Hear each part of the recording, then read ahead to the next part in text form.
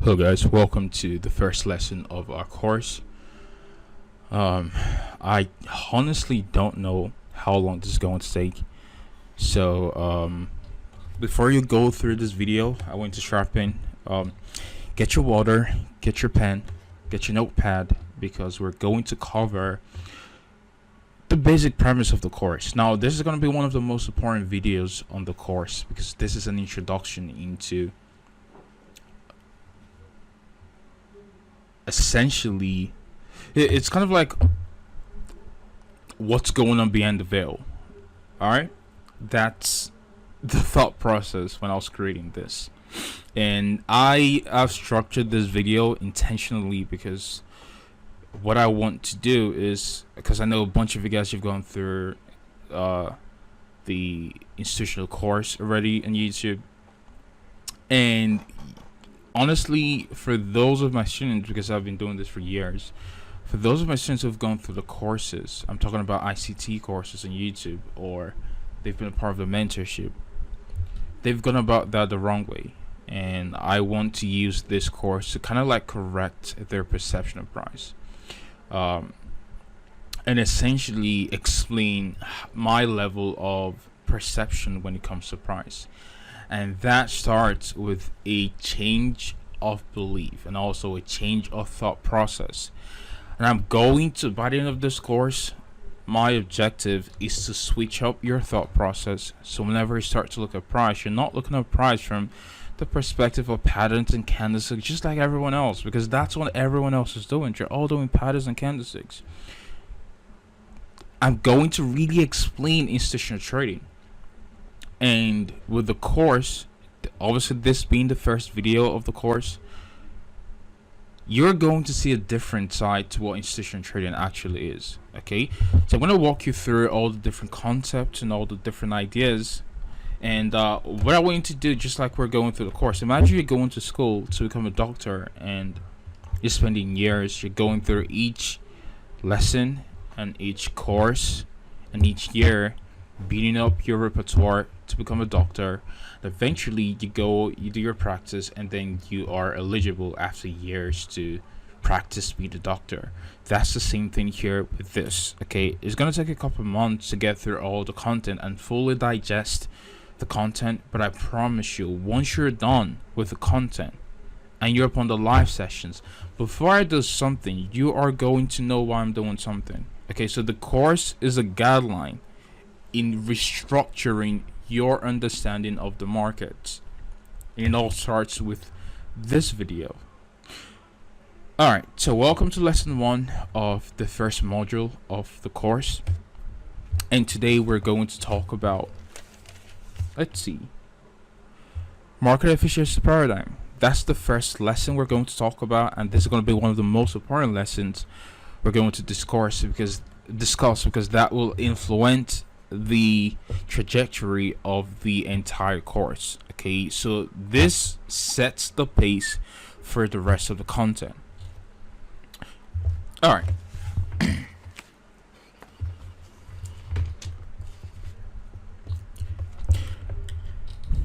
Now, the first thing I want you to realize, you are a human, and you see in front of your laptop or your computer or your desktop, and you're pressing a bunch of buttons, and you're hoping that your actions by pressing those bunch of buttons will make you wealthy or will make you rich. The first thing to realize, and the first thing for you to understand, is that every single time you see on the chart and you are placing an order, you are essentially going into battle. That's what you're doing, because you are, by action of pressing a button, you are now liquidity in the marketplace. Your entry on a position or on an execution, that becomes active liquidity. So you are now active liquidity. Now, there are two classes of liquidity in the marketplace. Now, if it's not on this diagram I just drew, there are two classes of liquidity in the marketplace. There is informed liquidity, and then there is uninformed liquidity. Okay, I'm writing notes down. We have informed liquidity, and then we also have uninformed liquidity. I think in lesson 3 of module 1, I'm going to talk more about that. I'm gonna go in depth on the concept of this. Okay, but this is more of an introduction into that concept. Okay, and this is going to help you start to view the market beyond candlesticks or whatever, because when I'm looking at price, I'm looking at price in terms of candlesticks. I don't care about candlesticks. That's what I've been trying to explain to you guys in the live session, and some of you guys have grasped the concept a little bit, but you don't so fully understand where I'm coming from. And these videos with the courses should hopefully help you guys set the tone and help you understand what I'm trying to explain. Okay, again, if you've never been exposed to institutional trading, this is also for you. This is fine. But it all starts with understanding who you are and what your position is in the marketplace. You need to understand your role in the marketplace. Okay, every single time you put on a trade, you are going to fall under informed liquidity or uninformed liquidity. But by action of you putting on a trade, you are now liquidity in the marketplace. You've now been registered in the interbank pool or aggregator as liquidity. Now, that does not mean your broker is seeking your stops or the market makers are going for your stops. Your liquidity is too minuscule to even be of significance to your broker or the central banks or your liquidity provider or anyone else. Okay, so if you're getting stopped out, it's not because someone is actively going after your stops. That's a very false concept. Your liquidity is too small, okay, for anyone to even take into consideration of running out your stops. Now, we have two classes of participants, regardless of the entity. If it's a corporation, if it's a bank, if it's a retail trader, they're always, at every given moment, they're always going to fall under informed liquidity or uninformed liquidity. Now, I like to call uninformed liquidity speculative money, not speculative asset. Alright, so I like to call uninformed liquidity speculative money. So what we're going to do is we're going to create a new tab, and we are going to, we're actually going to use this. Okay, so if you're wondering why I'm using a replay tool, I was journaling some price action from before, but we're going to pull up a very random asset. Let's do Mexican pesos. All right, and we'll get rid of this. Let's go and go like this. Let's remove all the drawings and let's go in depth. Okay, let's assume, let's call you let's say your name is Jack, trader Jack. You sold your dollar 5 lots and your stop is 10 pips. Trader Jack, market execution, your dollar shorts, 5 standard lots.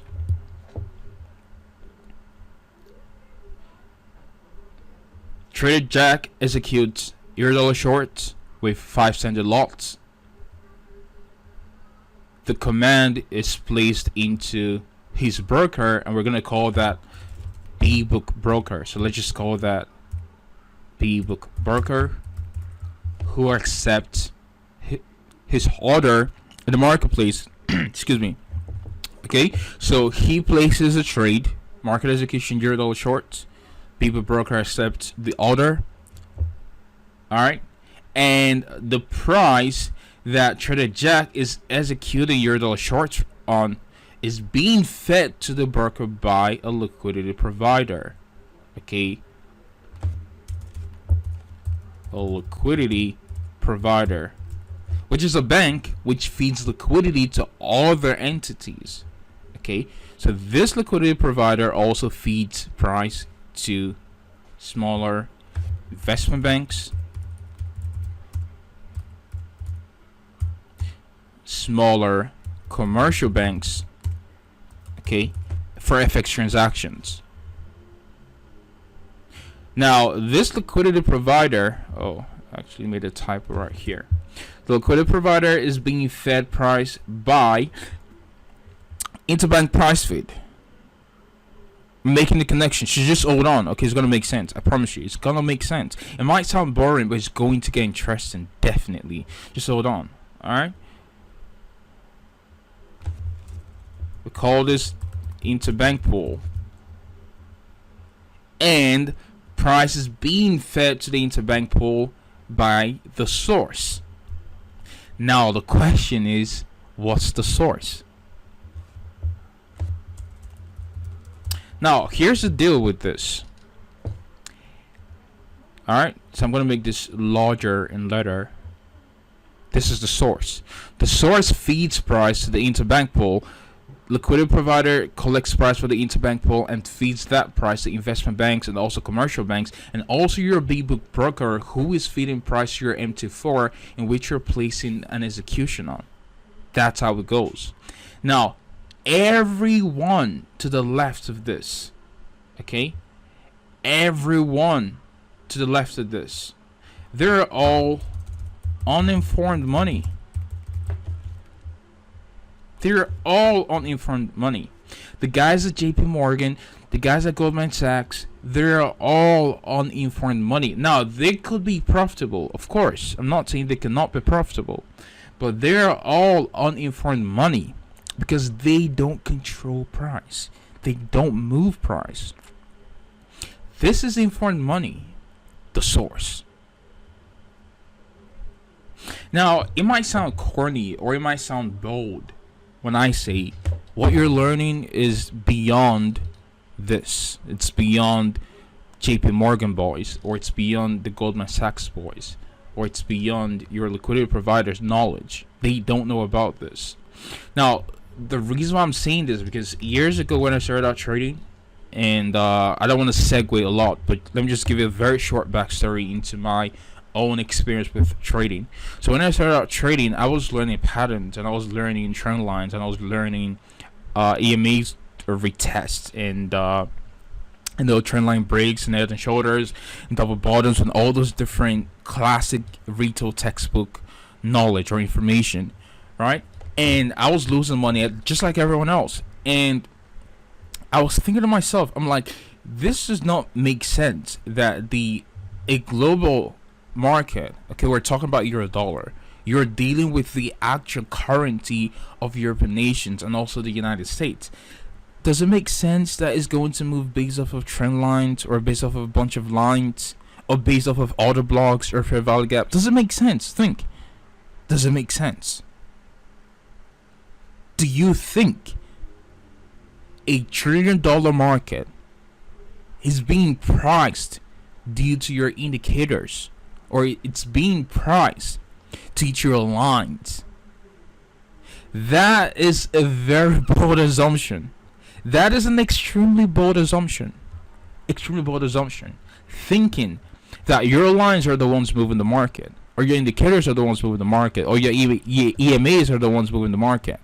That's absolutely false. And this is the false information everyone peddles in the marketplace. Everyone peddles this information, thinking it's their lines that moves price.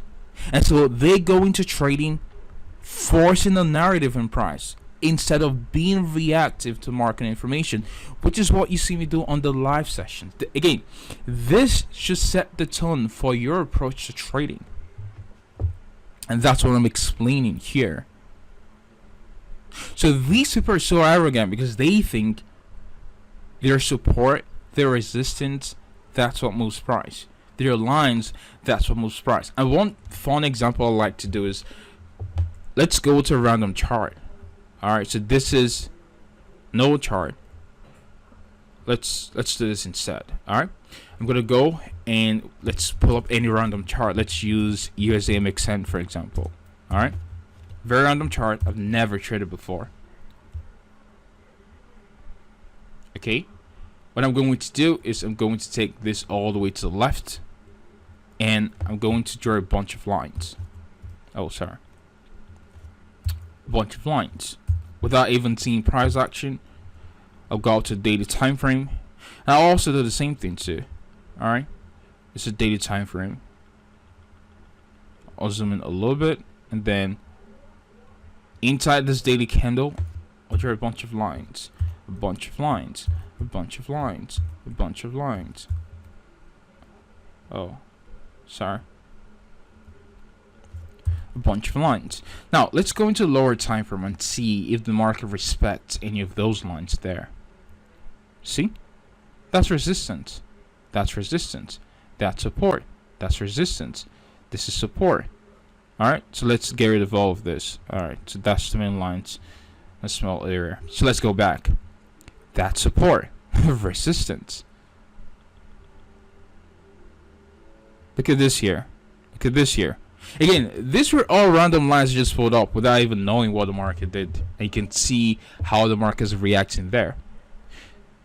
Do you think your support resistance lines is what is moving price? Do you think so? Think. Be logical. So what I want you to do here is I want you to remove any type of emotional response, or any preconception you have about price.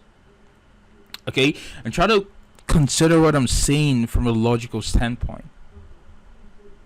It's not your models. I don't care what strategy you trade. Even if you're trading institutional, your models does not mean shit. Your patterns means nothing. The market is not being booked based off of your patterns. That is absolutely false. The market is not being booked because of your order blocks. It's not being booked because of breaker blocks. It's not being booked because of fair value gaps. The market is booked on the basis of transactions. This is the baseline understanding to what institution trading is. It's not the order blocks. It's not the breaker blocks. It's not the inefficiencies. It's not the fair value gaps. It's none of those different things. Okay, for some of you guys already have experience with these terms, which I will talk on the next video, but it's none of those terms. They're all simply ideas into framing what's going on behind the candlesticks. That's all they are. And you're going to see.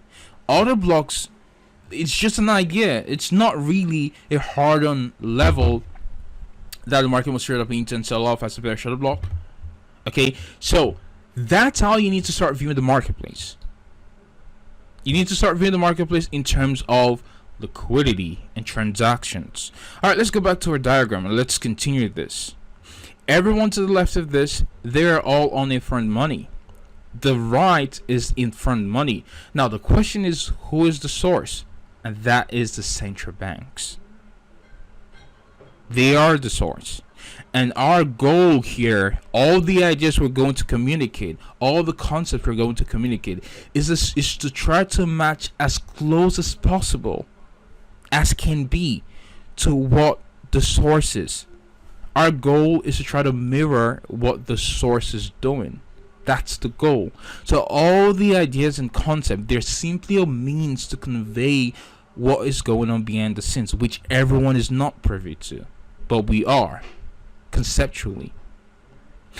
Now let's go into the next diagram. How is price fed? Price is fed from the central banks or the liquidity source into an interbank pool or aggregator. Now going back into when you started out trading, remember, trading is different from stocks because trading is decentralized. Okay, it's not like the stock market, which has a centralized exchange. The trading market or the forex market has a decentralized exchange, and that's what we call the interbank pool or the interbank aggregator. So now the question is, how are prices set? Prices are set by the central banks, who then feeds prices to the interbank pool or the aggregator, and then the banks, or what I like to call liquidity providers, they are fed the price from the interbank pool. This is the source. Everything below the source, that's on in front money. This is the source. That's our goal. the entire premise of the course, the entire premise of what we do in the live sessions, is to always, as much as possible, try to mirror what the source is doing constantly. The central banks makes the open, high, low, close of every candlestick because they set price.